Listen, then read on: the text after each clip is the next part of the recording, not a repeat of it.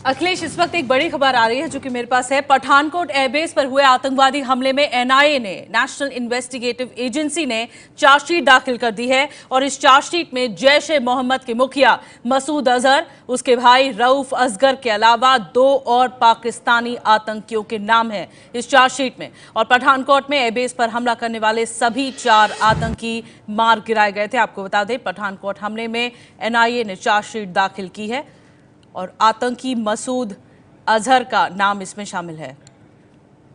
ओम प्रकाश तिवारी इस वक्त और ज्यादा जानकारी के साथ हमारे साथ जुड़ गए। एबीपी न्यूज संवाददाता ओम प्रकाश, किस कोर्ट में चार्जशीट दाखिल की गई है और चार्जशीट में क्या कुछ शामिल है? देखिए, ये एनआईए की स्पेशल कोर्ट में चार्जशीट दाखिल की गई थी और सबसे महत्वपूर्ण बात यह है कि इसमें मौलाना मसूद अजहर, उनके भाई अब्दुल रऊफ समेत 4 लोगों को, जो पाकिस्तान में बैठे हुए लोग हैं, इन 4 लोगों के खिलाफ चार्जशीट दाखिल की गई है। और इसमें चार्जशीट में सिलसिलेवार तरीके से बताया गया है कि किस तरह से इन 4 पाकिस्तानी आतंकवादियों ने इंडिया में एंट्री ली और फिर किस तरह से पठानकोट बेस तक पहुंचे। सबसे महत्वपूर्ण बात एक जो चार्जशीट में कहीं बताई गई है वो पंजाब के एसपी सलविंदर सिंह के बारे में है।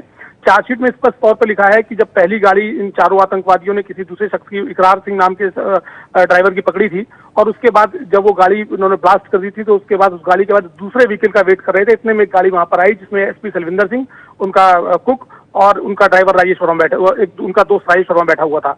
चार्जशीट के मुताबिक सलविंदर सिंह और कुक को इन लोगों ने हाथ पैर बांधकर एक पास के गन्ने का खेत था वहां पर छोड़ दिया था और राजेश वर्मा को लेकर लोग आगे गए। आगे जाने पर राजेश वर्मा ने बताया कि दोनों सलविंदर सिंह पुलिस का एसपी है। चार्जशीट के मुताबिक इन लोगों ने अपने हैंडलर से बात की और उसने एसपी सलविंदर सिंह को पकड़ने को कहा। 4 आतंकवादी वापस लौटकर फिर उस स्पॉट पर पहुंचे, लेकिन तब तक एसपी सलविंदर सिंह और उनका कुक वहां से भाग गए थे। यानी कि साफ तौर पर एक तरह से देखा जाए तो उन आतंकवादियों से एसपी सलविंदर सिंह का कोई संबंध नहीं था। चार्जशीट में एक तरह से सलविंदर सिंह को क्लीन चिट दी गई है। और मैं आपको बता दूं, मौलाना मसूद अजहर, उनके भाई अब्दुल रऊफ समेत 3 लोगों को पकड़ने के लिए इंटरपोल से एनआईए ने नोटिस भी जारी करा दिए हैं। तो बड़ी जानकारी दे रहे ओम प्रकाश तिवारी की चार्जशीट, ये जो साजिश पूरी रची गई पठानकोट एयरबेस हमले पर, वो किस तरह से साजिश रची गई, कैसे इसको अंजाम तक पहुंचाया गया, इस चार्जशीट में कुछ शामिल है। और इसके अलावा जो बड़ी जानकारी दे रहे थे कि चार्जशीट में क्लीन चिट दी गई है सलविंदर को, लेकिन ये अहम होगा, इस पठानकोट हमले में 7 जवान शहीद हुए थे और 4 आतंकवादियों को मार गिराया गया था। हमारी सेना ने 4 आतंकवादियों को मार गिराया था।